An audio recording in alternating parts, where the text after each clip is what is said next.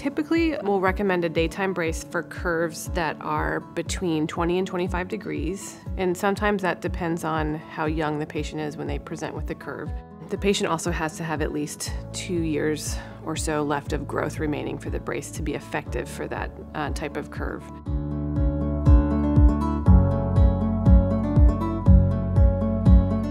I think the brace sounds very daunting at first when we describe it to families, but I think over time as kids adjust to it, they actually find that they can do a lot of what they need to do during the day in their brace. They can attend school and sit in classes and things like that, walk around with the brace on, they sleep with the brace on. There are definitely certain activities that it's just not possible to carry out with their brace on, and that's okay. For me, I would like kids to live their normal kid lives and do all the activities that they want to do and not let the brace change their life too much. So it's definitely okay to take that brace off from time to time for different activities that can't be done when the brace is on.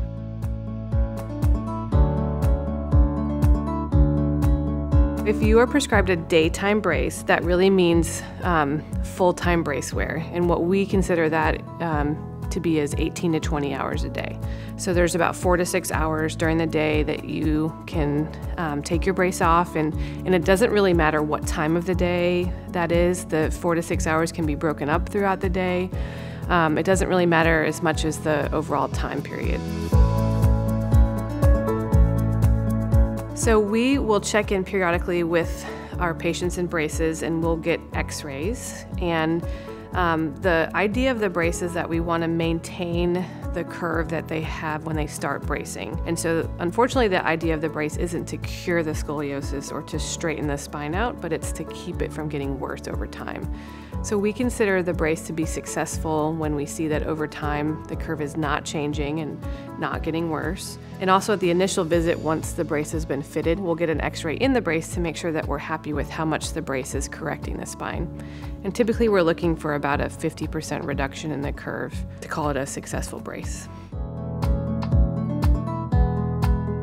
I would say the goal of daytime bracing in general would be to, again, halt the progression of the curve so that over time it's not getting worse.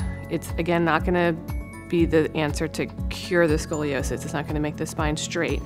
But what we're hoping for is that when you're done with bracing, your curve is no bigger than it was when you started. Giving a rate or percentage of success is really difficult because there's a lot of factors that influence how successful we think a brace will be. The younger you are and the bigger the curve is when you start bracing, those are the ones that we have a harder time controlling and stopping from getting worse over time.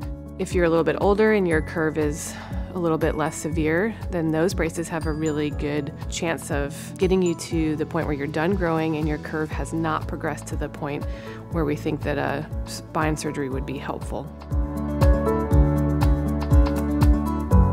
We are very sensitive to the fact that this is a daunting task and that we're asking a lot of our patients to wear these braces. But also, I would love for patients to know that we're not doing it to punish them, but we really think it's in their best interest in trying to avoid having to have a big spine surgery down the road. And I would say that most kids after a while settle into the brace and they do great in it, and they find that they can do all the stuff they want to do. They can do this different sports and other activities throughout the day, and that if you're having a hard time wearing the brace or there's something you're worried about, just let us know and let us talk about it together so that we can come up with a plan that helps you be successful.